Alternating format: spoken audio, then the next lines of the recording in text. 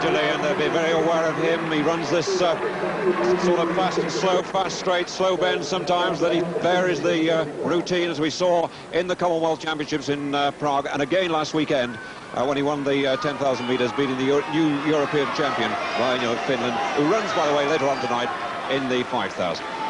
So they come round to complete 2 laps. It's Fell, the pacemaker, in front. Tuck in second place. Steve Ovett moving easily third. Rono is 4. Then Kip Rono in 5th place. Malinowski is 6. Eamon Coughlin 7. Mike McLeod 8. John Robson of Scotland 9. Nick Rose is 10. And Laurie Spence in 11th place. Willie Paul-Eunice of Belgium 12th, and those 12 away now. The first lap was 61.5. The second lap 61 seconds. So they're right on schedule for Brendan Foster's world record. Piece of intelligent pacemaking by the leader. Not taking them along too fast, too early, and Rono will do the work, as we know the Kenyans do like to front run. He's totally unafraid of opposition, and he will be trying to burn off, surely, Steve Ovett. Now, Ovett's got him where he wants him. Rono goes through into second place. Ovett easily moves behind him. Ovett, having just seen his 800-metre record go in that supremely easy win of Sebastian Coe's, and Ovett tracking Rono all the way. He's going to watch him all the time now. Harry Wilson, his coach, was telling me last Sunday that Steve Ovett was very tired when he came back from Prague. And the 6 days of competition, he competed no less than 5 times. He got the silver in the 800, the gold in the 1500, and he really did no serious running or training at all until last Sunday when he came back. That was 6-7 days after he got home. So, the fantastic Henry Rono has had this marvellous season out in front now. He, by the way, is the world record holder at 3,000 metres. He took it off Foster, 3,000 metres, 7.5 laps of this track. That's at the end of this straight, with half a lap to go in the 2 miles itself, and they are taking times there in case they're inside the world record there. So the order now, Rono of Kenya leads, Ovett of Great Britain in second place. Malinowski now, the European steeplechase champion from Poland, is third. Eamon Coughlin moving easily in 4th place. 5th is Mick McLeod of Ellsworth. 6th, John Robson now of Scotland, bronze medalist in the Commonwealth 1500. Just behind Robson is Nick Rose, tucked in on the curb, and then Willie Paul-Eunice of Belgium. And Malinowski takes up the running, one of the great danger men. The big 5, as David Coleman read them out there, if you could have got a bookmaker to put odds on them, you'd have had them in that order. But now Malinowski feels that the pace has dropped, and got up with him is Ovett. Mick McLeod has joined up fine. John Robson's going in there on the shoulder of Rono. Rono's dropped back to 4th place. But Malinowski, with his great tactical sense of timing, knew exactly when it was dropping and piled on the pace and still makes this record attempt a possible one. So they're outside world record pace now. They're running at about 8 minutes 16 seconds, which is 3 seconds outside Brendan Foster's world record. But of course the battle in the closing stages may well bring them back in. And Malinowski's judgment was absolutely right there, because that was a slower lap. It was 64.5, and they went through an approximate mile in 4 minutes 9 seconds. When you think that Brendan Foster's world record 8:13.7, that's 2 4 minutes 7 second miles. That's some running. Now Henry Rono takes them on again, challenges Malinowski, the burly Pole on the inside. Steve Ovett still covering them.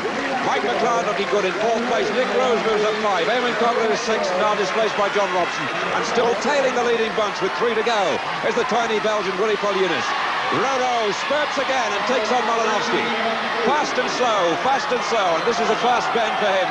Malinowski won't let him back. Rono just almost seems to assure Malinowski that it's easy for him as he looked at him, and Ovett's making it look easy too, but will he have the strength at the finish? Because Rono's got to go, and this is the test for Ovett. Can Ovett stay with him now? He's actually thrown the gauntlet down now, Rono, and can Ovett live with him? He really has kicked tremendously hard. So Rono leads, Steve Ovett the only one now capable of going with him. In 3rd place, Malinowski, now 10 metres adrift from the leader. So the big 2 are out alone. Rono leads, Ovett 2nd, Malinowski 3rd. And suddenly, Rono has split the field wide open.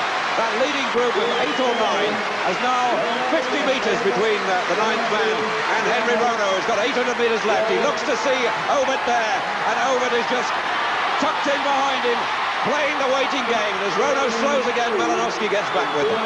That was a 61-second lap.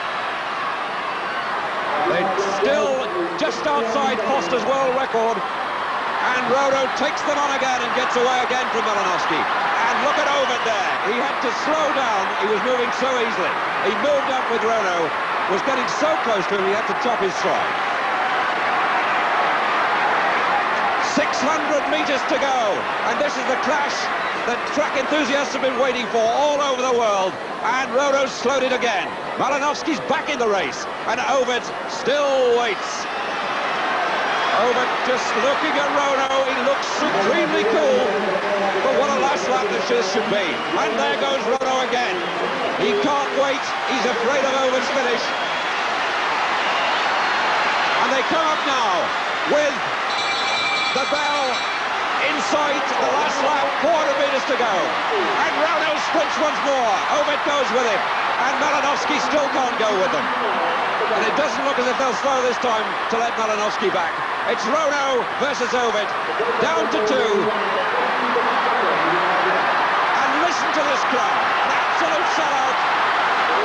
And Rono goes again. And still Ovett's right there with him. 220 metres left.